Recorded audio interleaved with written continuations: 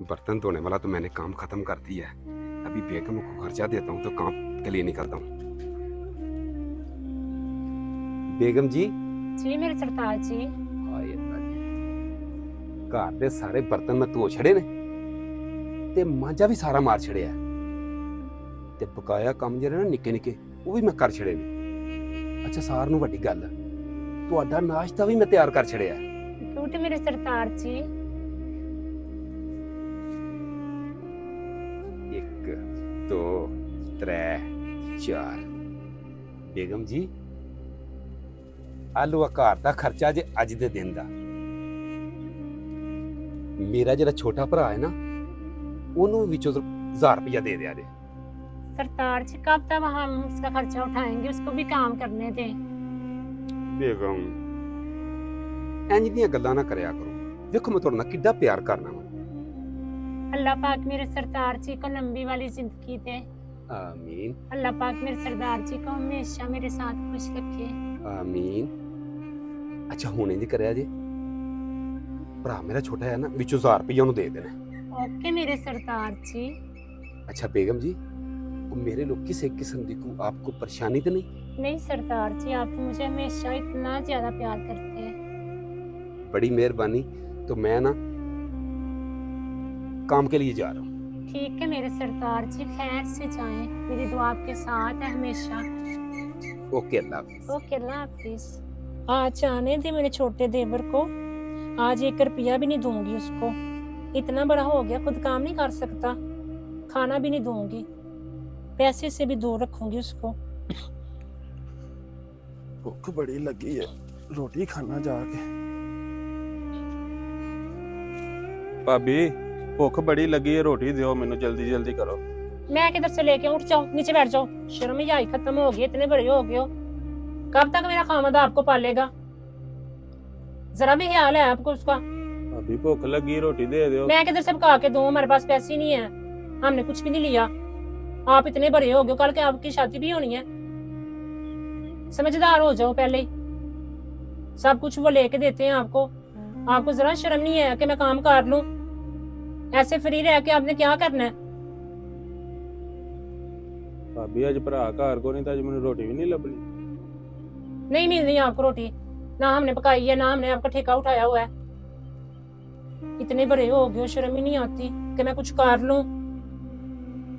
कब तक वो आपका ख्याल रखेंगे बताएं मुझे? छोटे होते तो मैं आपको खिला देती, लेकिन आप इतने बड़े हो गए, अब सारा दिन वारागर्दी करते रहते हो, गलियों में फिरते रहते हो, मुंह उठा के आ जाते हो।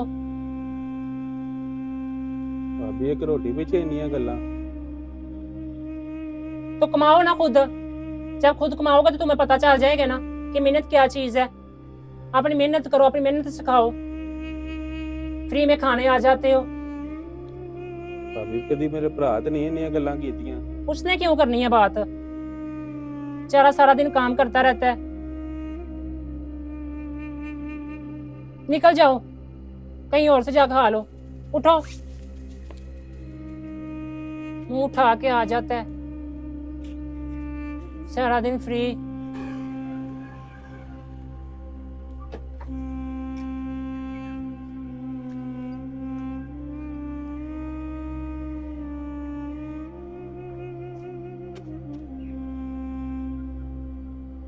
की गल है मेरा भरा बड़ा परेशान बैठा है? सारी खैर तो है ना मेरा शहजादा वीर? अज भरावा मैनू जिन्नियां भाभी गल्लां सुनाइयां ना रोटी तो, मेरी उन्हें बड़ी बेइज्जती कीती है। उन्हें आखा अपना कमा ते खा, एडा वड्डा हो गया तू, अज तक तेरे मुंहों नहीं मैं गल सुनी। हुण कीतियां सू?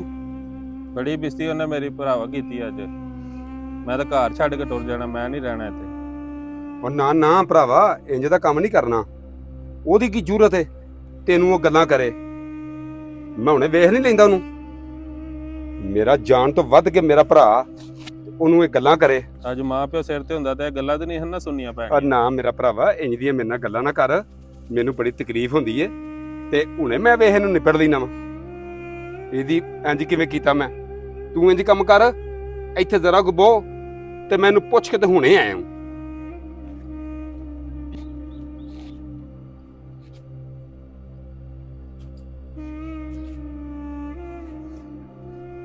ਬੇਗਮ जी मेरे सरकार जी। ਅੱਜ ਇੱਕ ਗੱਲ ਤੇ ਦੱਸ, जी मेरी जान पूछे।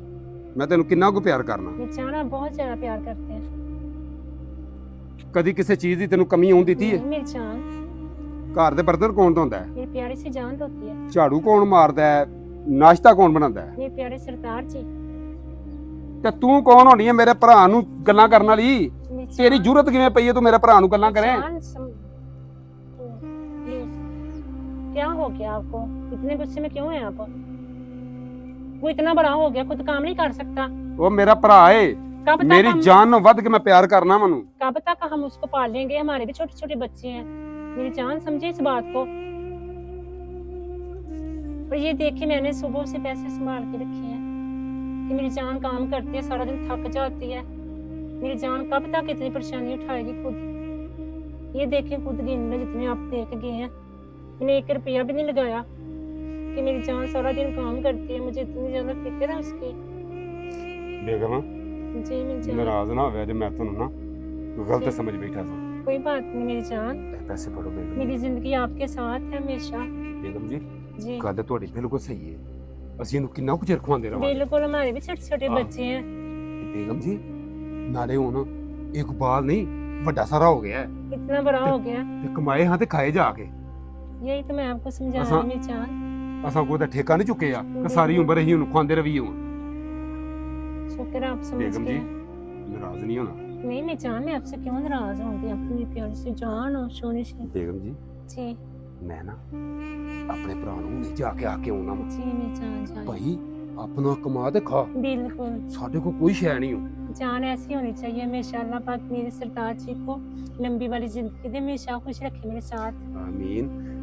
ਮੈਂ ਮੇਰਾ ਦਿਲ ਬੜਾ ਰਾਜ਼ੀ ਹੋਇਆ ਹੈ। जी मेरी ਤੇਰੇ ਕੋਲ जान, ਪੈਸੇ ਵੇਖ ਕੇ ਨਾ ਕਿ ਤੂੰ ਮੇਰੇ पैसे ਜਿਹੜੇ ਨਾ ਸਾਂਭ ਕੇ ਰੱਖੇ ਨੇ। मेरी जान मुझे आपकी बहुत ज्यादा फिक्र रहती है। जब आप काम पे जाती हैं मैं फिर ये दुआ करती रहती हूँ कि अल्लाह पाक मेरे सरदार जी को हमेशा खुश रखे मेरे साथ, और किसी की नजर ना लगे हम दोनों को।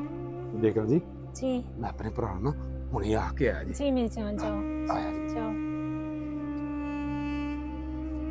बेगम जी जी मैं आपके लिए ठंडा सा जूस ना लेके आऊं?